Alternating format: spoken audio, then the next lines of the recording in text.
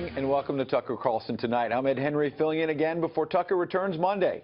In a week dominated by media breastfeeding about President Trump allegedly being stuck in crisis mode, today he actually went back to yes winning. Mere hours after that raucous news conference at the White House, the president was on offense again, confirming another cabinet pick that had been on Senator Chuck Schumer's hit list for defeat. This time the Senate confirmed Scott Pruitt to run the Environmental Protection Agency. But a Republican warned today that Pruitt is about to face nothing short of a bloodbath over at the EPA. Exaggeration? Not really. In an unprecedented show of defiance, hundreds of EPA bureaucrats had been lobbying the Senate to block the new boss from even getting the job. Why?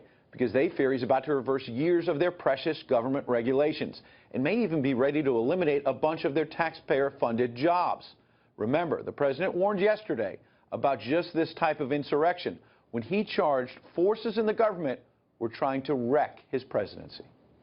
I've also worked to install a cabinet over the delays and obstruction of Senate Democrats. You've seen what they've done over the last long number of years. That will be one of the great cabinets ever assembled in American history. Yeah. He wanted it, but we called. They can't make a meeting with him. Every day I walk in, I said, I would like to meet with him because I do want to solve the problem. But he probably was told by Schumer or somebody like that, some other lightweight, he was probably told, don't meet with Trump. It's bad politics. And that's part of the problem in this country. And he also talked about all of those leaks. So what can President Trump do in the short term about a stubborn bureaucracy hell-bent on blocking his agenda? And in the long term, will the president get the last laugh by just eliminating the EPA and its nearly 15,000 employees? That's right, 15,000 employees whose salaries you pay. Myron Ebell is Director of Global Warming and International Environmental Policy at the Competitive Enterprise Institute. He also led President Trump's environmental transition team. He joins us live now. This insurrection at the EPA, there were liberal government analysts quoted in the New York Times today saying this has never happened before, where you had literally a couple hundred employees at the EPA trying to block the new boss from getting his job. Well, never before have we had a president who wants to fundamentally transform the federal government and change the course of the EPA and get rid of a lot of the regulations that they've been adding for decades. So we're putting a spotlight on this tonight because the media kind of laughed it off when the president at the news conference was saying that the leaks we see in the intelligence community, we may see more of it at other federal agencies, that there are basically Obama holdovers who want to try to stop this president's agenda. You believe that? Yes, and I think at the EPA you have an entire civil service bureaucracy where they are opposed to the president's agenda, and they think that it's more important to support that agenda than to do their jobs. And so this idea of defiance or insurrection, I think, is quite possible. And I think, the new leadership at EPA, Scott Pruitt, the new administrator, is going to have to work very hard to get everybody in line. And we wanted to dig deeper on the details. It's not just the EPA. If you look at federal government agencies across the board, the big departments, these government employees gave campaign money to Hillary Clinton over Donald Trump, in some cases 94 to 6%. And if you just go down the line, look at this list. Agriculture Department, 99.4% of the campaign contributions from employees there went to Hillary Clinton. The Commerce Department, 98%. Education Department, 99.7%. So when you say Scott Pruitt is going to have a job on his hands, the EPA was well over 90% as well.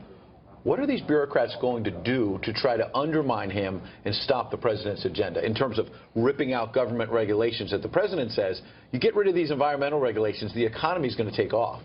Well, I think the problem is that the civil service has become largely a special interest agenda with its own agenda. They're supposed to be experts in administration who know how to carry out policies. So it seems to me that they have a choice to make. Are they going to be professionals, civil servants, or are they going to be activists? If they're activists, they should either resign or retire. So is there a way for Scott Pruitt to drain the swamp, as the president talked about, over at the EPA? Because when you talk about civil service protections, to me that's code for they've got unions who are going to protect them and make sure that even if they're you know, trying to stop the president's agenda from inside the government, you can't fire them. I think that if there is direct insubordination, people who do not do what they're told to do, they can be disciplined or, in fact, terminated.